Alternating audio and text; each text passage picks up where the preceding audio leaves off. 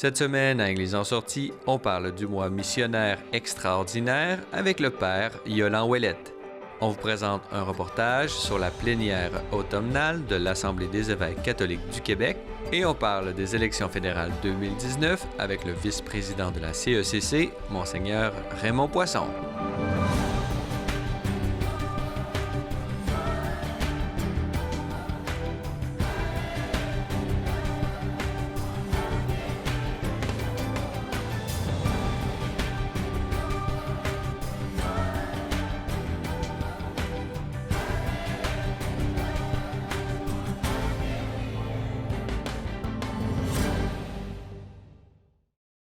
Bonjour mesdames et messieurs, bienvenue à Église en sortie. Aujourd'hui à l'émission, nous allons parler du mois missionnaire extraordinaire et pour en discuter, nous avons avec nous en studio le père Yolande Ouellette. Bonjour. Bonjour. Père Yolande Ouellette, vous êtes missionnaire des Oblats de Marie Immaculée, ici même au Canada, mais également directeur des œuvres pontificales missionnaires pour le Canada francophone, les OPM.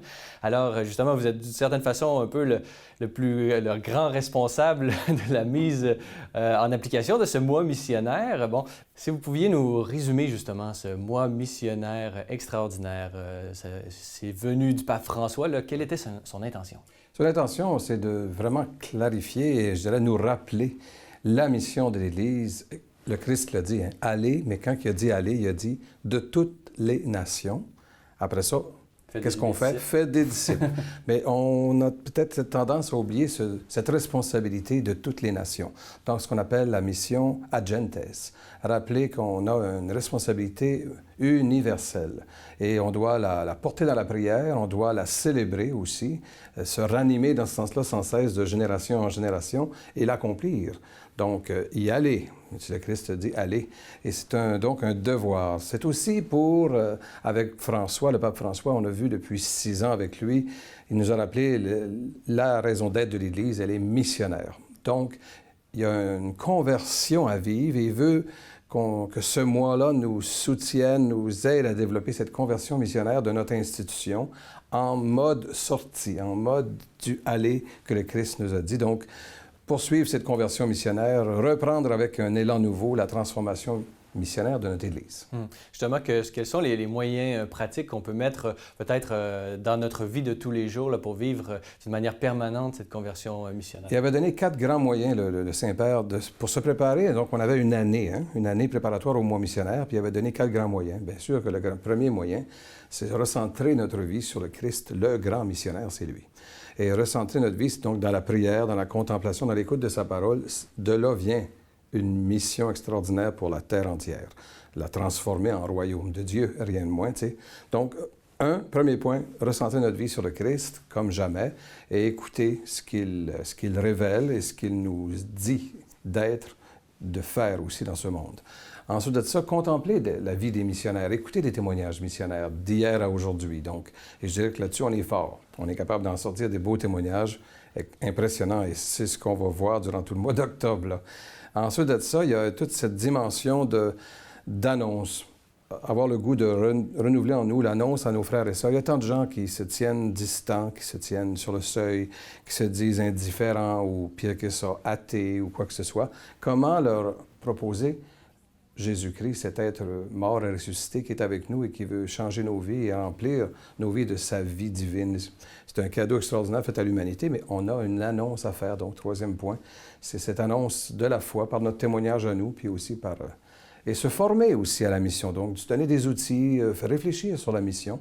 C'est ce qui a été demandé pour la renouveler dans notre vie personnelle de baptisé, notre vie communautaire aussi. Cette 4e demande, les œuvres pontificales missionnaires vraiment ont répondu à l'appel en suggérant plusieurs ressources. Commençons d'abord par, d'une certaine façon, le niveau universel qui a, d'une certaine façon, publié ce magnifique ouvrage. Pouvez-vous nous parler un peu des ressources là, qui proviennent justement du Vatican et des œuvres pontificales missionnaires? Oui, de la Sacrée Congrégation pour l'évangélisation des peuples. Il est sorti dès le mois de décembre l'année passée, donc ce guide pour le mois missionnaire, pour approfondir, réfléchir sur la mission, pour avoir aussi des témoignages de saints et de saintes impressionnants dans le monde entier. On en a à découvrir dans ce guide-là. Ce guide-là est dans 5 langues, donc il est disponible sur un site web. Le Vatican aussi a ouvert un nouveau site, ça s'appelle October 2019, donc en anglais, october2019.va pour Vatican. Allez voir, il y a des ressources pour toutes les langues, français, anglais, espagnol, italien, plusieurs langues, de la vidéo en quantité, des témoignages intéressants, mais tout le guide est là aussi qu'on peut se le procurer. Ça, c'est ce qui est venu du Vatican. Et bien, vous-même, les œuvres pontificales missionnaires au Canada, vous avez également donné plusieurs ressources. Pouvez-vous nous dire un peu qu'est-ce que vous avez publié pour ce mois missionnaire extraordinaire? Bien, c'est ça. Nous autres, d'abord, on a publié, chaque année, on sort un guide d'animation dans lequel vous avez mode papier, bien sûr, plein de réflexions bibliques et théologiques sur la mission. Il y a aussi les feuillets des grandes figures canadiennes missionnaires qui sont proposés d'un dimanche à l'autre du mois d'octobre.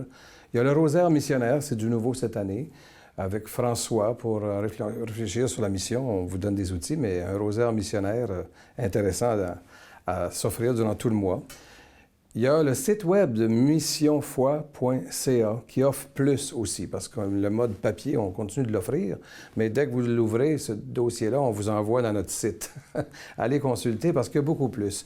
Il y a les méditations pour tous les jours du mois d'octobre. Rien de moins qui vont avec les évangiles de chaque jour. Il y a même une neuvaine qui vient d'être ajoutée sur le site web. Neuvaine pour approfondir le fameux thème choisi par le Saint-Père. Nous sommes baptisés et envoyés. Donc, 9 jours de réflexion, de méditation et de prière sur ce thème-là. C'est du nouveau.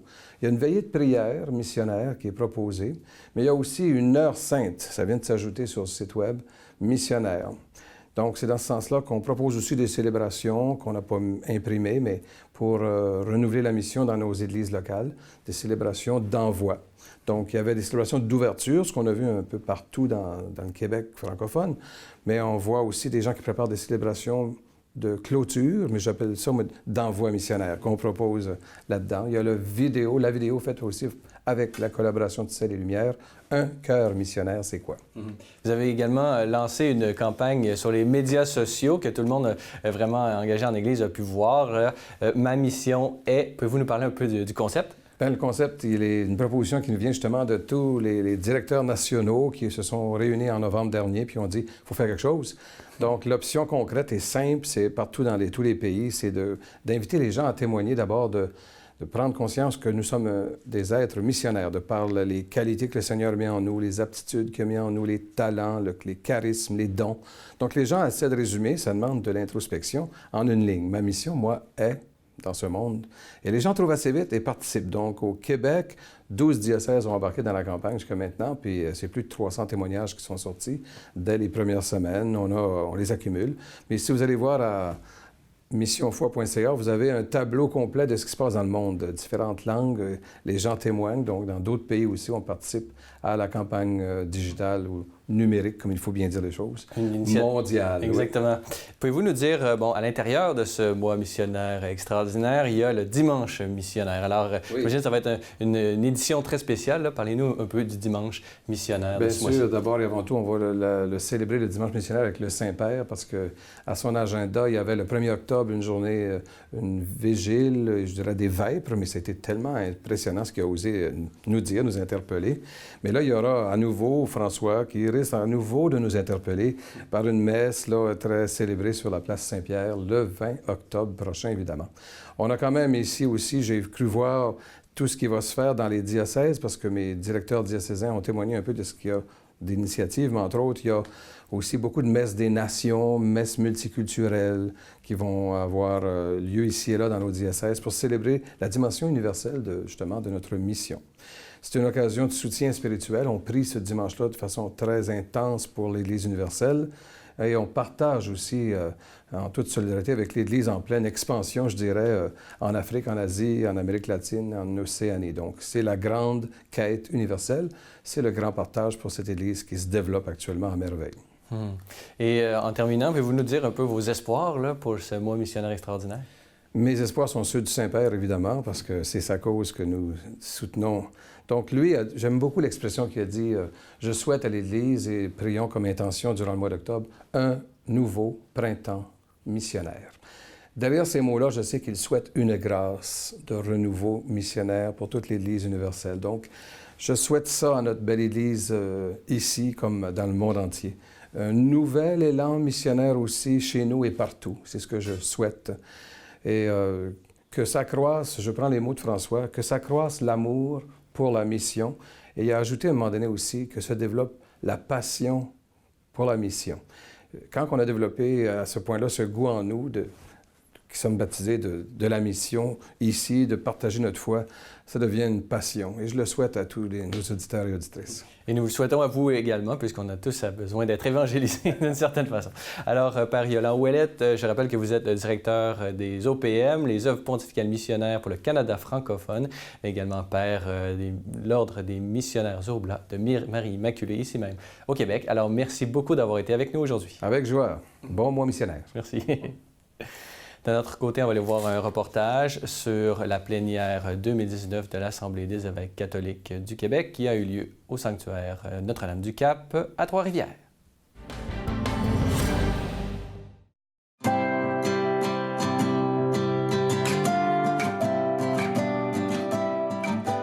Présentement, se tient à la Madone, au sanctuaire de Notre-Dame-du-Cap à Trois-Rivières, la réunion plénière de l'Assemblée des évêques du Québec pour réfléchir ensemble sur des projets, sur des orientations, sur des objectifs à nous donner pour l'année 2019-2020.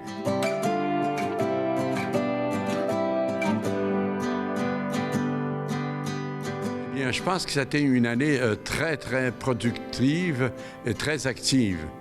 Nous avons eu des sessions particulières, entre autres une session qu'on appelle « Venez à l'écart », proposée à des prêtres, des diacres, des agents et agents de pastoral pour les aider à se ressourcer, à trouver un lieu où ça dure 2 semaines et ça a encore été cette année un grand succès.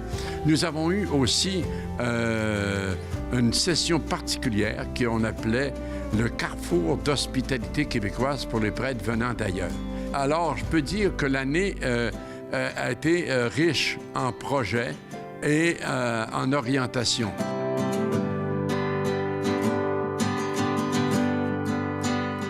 Nous commençons par prier ensemble, puis il y a l'Eucharistie, et on implore l'Esprit Saint pour nous aider à nous guider et à nous éclairer dans nos délibérations. Et donc, nous avons, dans un premier temps, discuté de qu'est-ce que nous pouvons faire pour faire connaître tout le travail qui se fait pour la protection des personnes mineures victimes d'abus sexuels. Parce que souvent, les gens pensent que les évêques ne parlent pas, puis l'Église ne fait rien. Au contraire, nous faisons beaucoup pour vraiment, d'abord, accompagner les victimes. Et je pense qu'on s'est mis d'accord sur 3 points principaux. La sollicitude et la compassion pour les victimes qui sont la priorité numéro 1. Ensuite, nous avons parlé de la collaboration avec les instances judiciaires pour que justice se fasse. Et dans un 3e volet, c'est les moyens de prévention.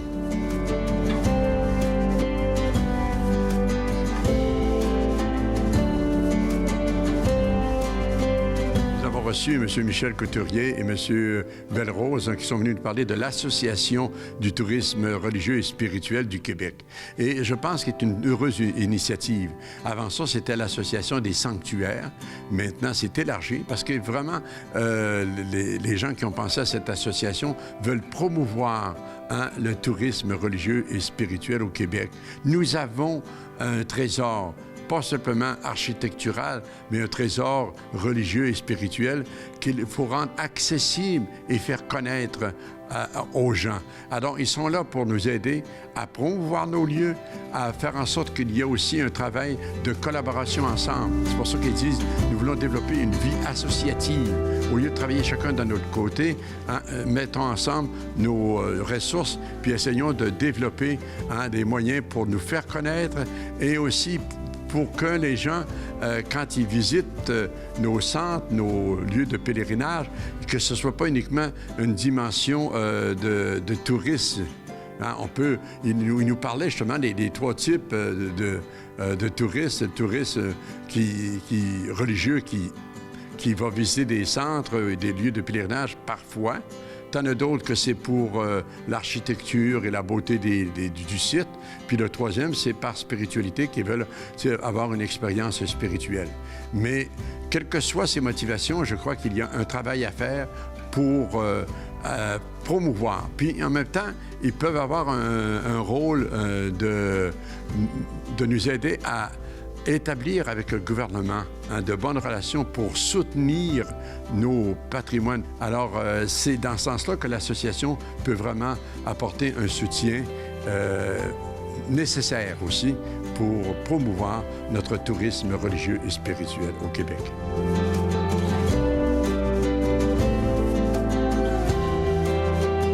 Souligner que nous allons aussi célébrer le 25e anniversaire de Mission chez nous, qui est un organisme qui aide beaucoup les diocèses du Nord et les peuples autochtones. Et nous aurons aussi une discussion demain sur les peuples autochtones et l'Église ici, et les relations entre les peuples autochtones et les évêques et l'Église du Québec. Et nous aurons la participation de Mme Michelle Audette, qui a été membre de la Commission Vérité et Réconciliation du gouvernement fédéral. Donc, ça va être une occasion vraiment importante pour essayer de voir comment améliorer nos relations avec les peuples autochtones en tant qu'Église du Québec. Que la ECQ continue d'être un phare, à être dans la ligne du pape François, d'être une Église en sortie, une Église qui est proche des personnes et particulièrement des petits. Mon souhait, c'est que continue de travailler pour faire en sorte que les gens retrouvent la joie de venir puiser à ce trésor qu'est l'Évangile et que l'Église a mission de promouvoir, de propager et d'annoncer dans notre monde.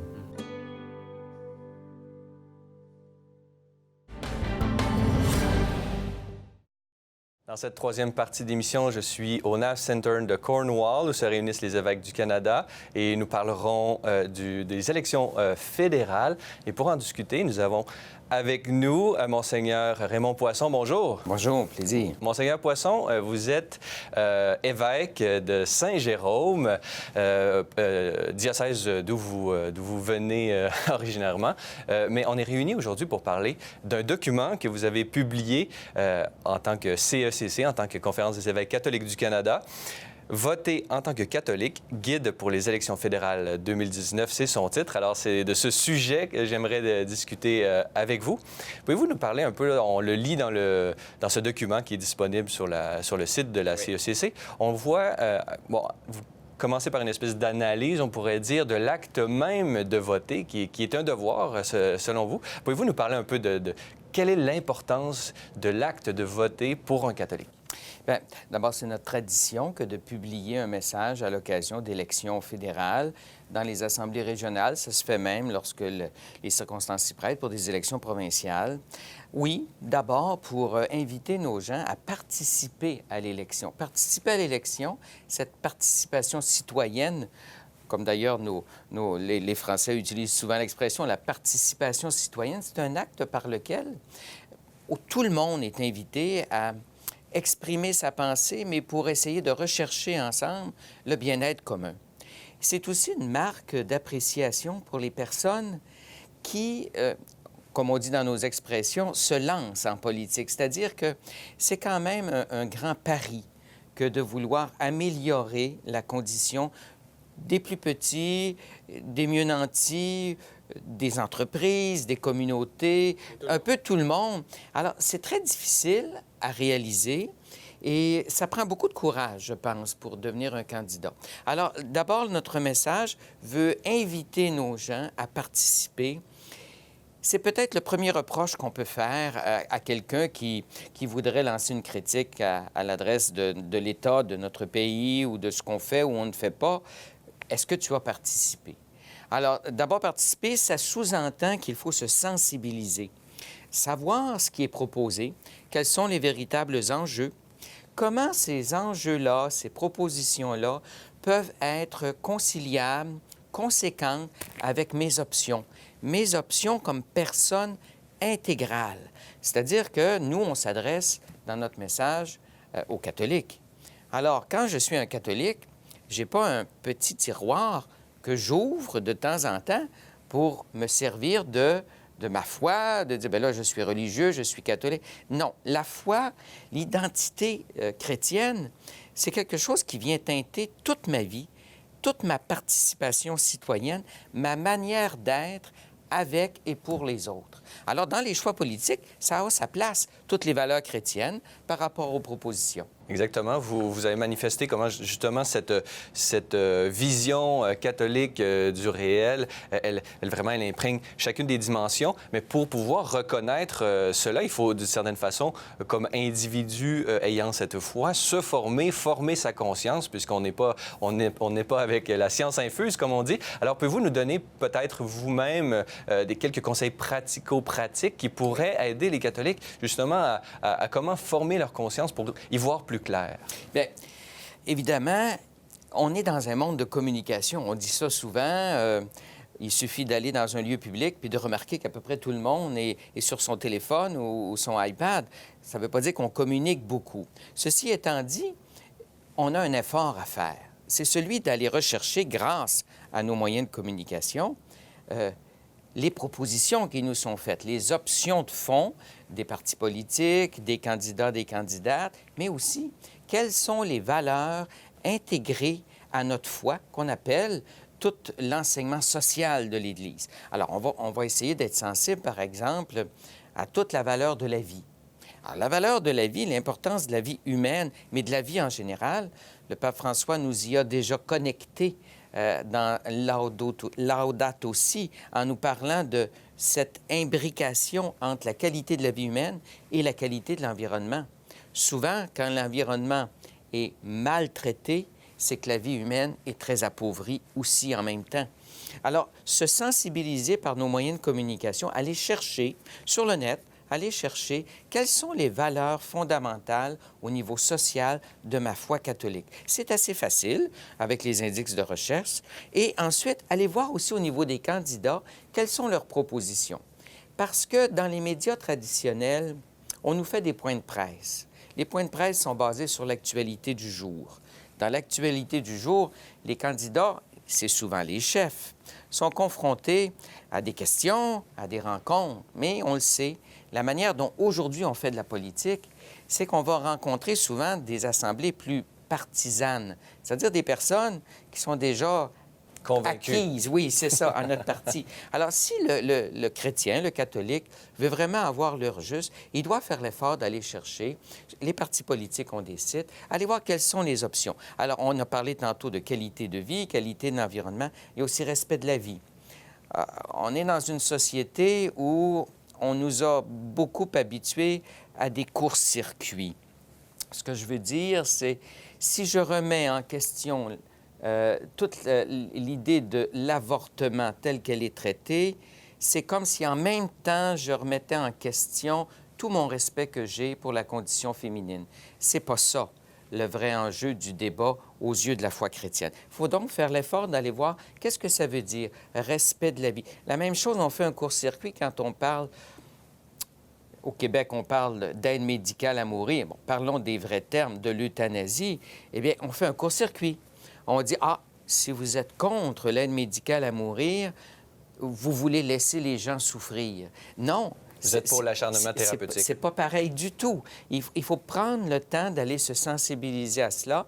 Et à partir de l'enseignement social de l'Église, on peut voir quels sont les liens avec des valeurs profondément évangéliques que le Seigneur nous a laissées dans son enseignement. Vous avez manifesté aussi, justement, comment aller chercher l'information. Il y a toute une formation de la conscience aujourd'hui pour savoir distinguer le vrai du faux. Je pense que le pape François lui-même a parlé de ce qu'on appelle les fausses nouvelles. Oui. Alors, comment est-ce qu'on fait, selon vous, là, pour se débroussailler là-dedans?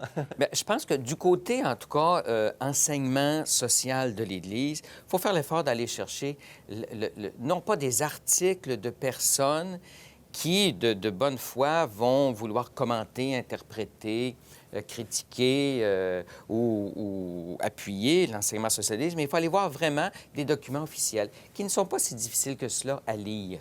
On n'est pas obligé de lire tous les enseignements du Concile Vatican II et se taper les 500-600 pages, mais on peut aller chercher, grâce à des indices de recherche, quelque chose sur la valeur de la vie, le respect de la vie. Qu'est-ce que, par exemple, le pape François nous dit là-dessus dans des écrits très récents? Qu'est-ce que le pape Jean-Paul II, qui a été très près de toute la question de la théologie du corps, de la famille, la valeur de la famille et aussi le respect de la vie? Alors, on peut aller chercher là-dedans des avis, des articles, des enseignements plus proches, disons, de la racine réelle et se faire son idée après. Moi, je me souviens quand j'étais très jeune, ça fait très, très longtemps de ça, mes parents, on restait, nous autres, à la campagne, en banlieue de Montréal, et il y avait des assemblées politiques.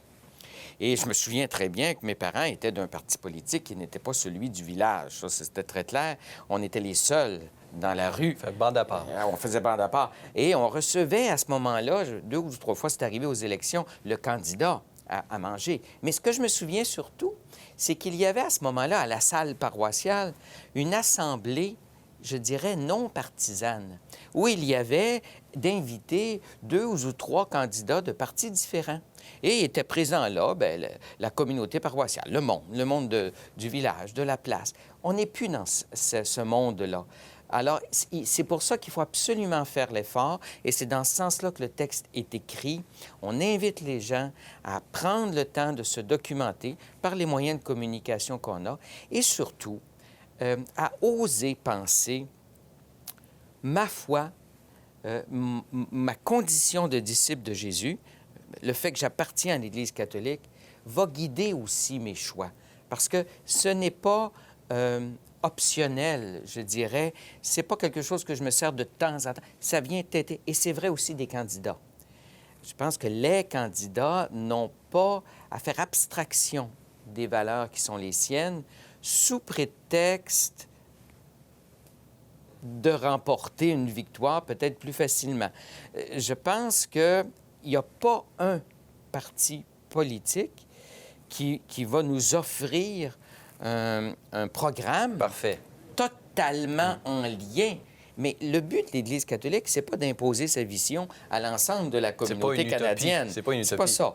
Le message s'adresse aux fidèles catholiques, à eux de l'accepter dans leur liberté de conscience, d'être capable, grâce à cette liberté de conscience, de se faire un devoir, d'aller chercher l'information la plus juste possible et de faire les choix appropriés selon les circonstances. Alors, tout ça, c'est ce qu'on peut souhaiter pour ce vote 2019 qui aura lieu la semaine prochaine. Alors, j'imagine que nos téléspectateurs vont profiter de tous ces beaux éclaircissements dans leur discernement pour savoir quel est le meilleur candidat selon eux, selon leur conscience. Et espérons-nous le meilleur pour les prochaines années. Exactement. Alors, Monseigneur Raymond Poisson, je rappelle que vous êtes évêque de Saint-Jérôme et vous avez participé à la rédaction de ce message de la CECC pour le vote des élections fédérales 2019. Alors, merci beaucoup de nous avoir accordé cette entrevue aujourd'hui. Merci. Voilà, c'est tout pour aujourd'hui. N'hésitez pas, si vous avez des questions ou commentaires, vous pouvez m'écrire à l'adresse qui apparaît à l'écran. Revenez-nous la semaine prochaine pour un autre épisode d'Église en sortie.